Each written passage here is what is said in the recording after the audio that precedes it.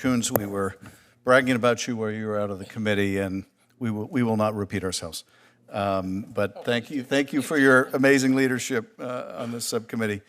Mr. Cohen, I wanted to get your sense, because I've heard conflicting opinions about the role that piracy played or didn't play in the Chinese creation of DeepSeek.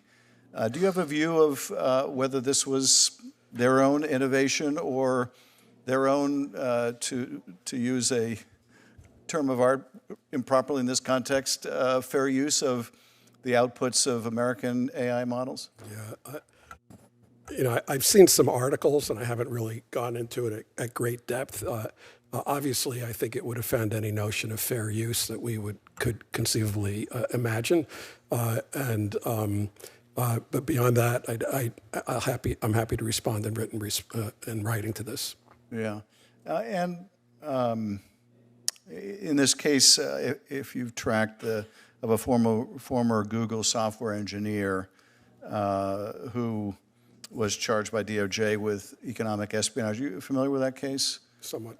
Someone who left Google, took a lot of the information with him, became a founder and CEO of a technology company in China focused on AI. How frequent is that kind of occurrence? That's pretty blatant, right, compared to cyber theft and other means of acquiring, stealing trade secrets. Well, that's a great question. And let me respond first by saying that trade secrets are the most poorly enforced right of any IP right in China. And that's according to Chinese statistics. So you have historically about a 30% chance of success on a trade secret claim, compared to as high as 80% official data. We can quibble with that, but for a patent case, it's about 80%. So you're starting from a very low threshold. The way to protect trade secrets in China, in general, is through non-compete agreements. And some states, including California, make it very difficult to enforce their non-compete agreements in other jurisdictions, particularly outside of the United States.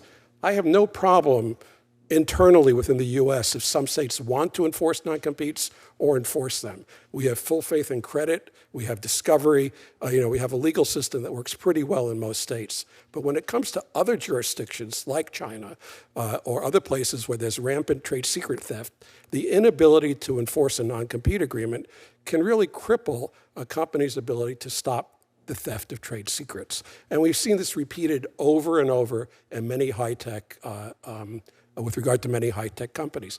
In fact, in California, you could be originally employed at a competitor. Let's say you're at Microsoft. You get hired by a California company. You're sent to their Beijing office, and now you're free of the Microsoft non-compete agreement because of the historically great interest that the state of California has in not enforcing non-compete agreements generally. So this is an issue that I can understand that for California's purposes, this is how California envisages its labor market. But when it goes overseas and starts affecting American competitiveness, we also have to think of its consequences more generally. Well, thank you. I appreciate that.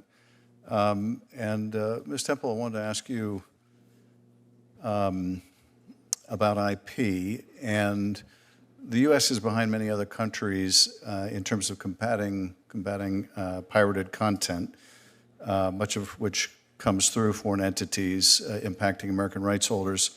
Some of the EU member states have adopted or voiced support for a no-fault injunction system for the most blatantly infringing sites.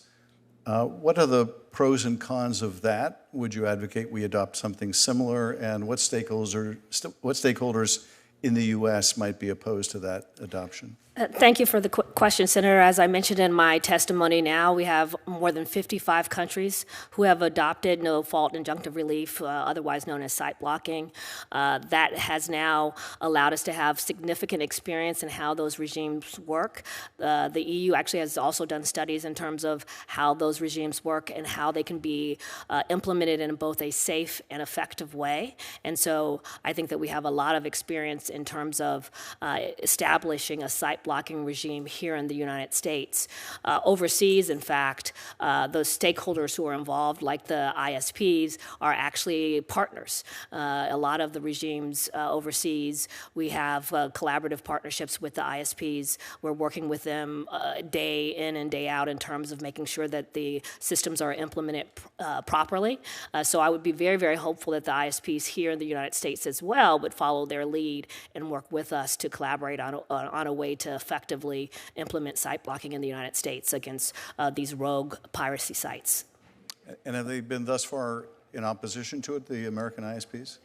I would say that in the past, the American ISPs have been opposed to legislation. I know that you all have been looking at this issue for some time, and again, really thank Senator Tillerson Coons for all of their work on this issue.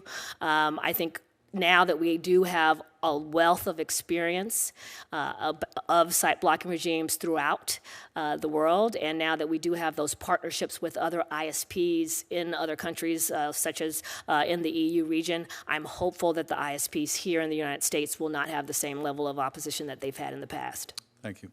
I yield back, Mr. Chairman. Senator Blackburn. Thank you, Mr. Chairman, and thank you all for being here. As we look at what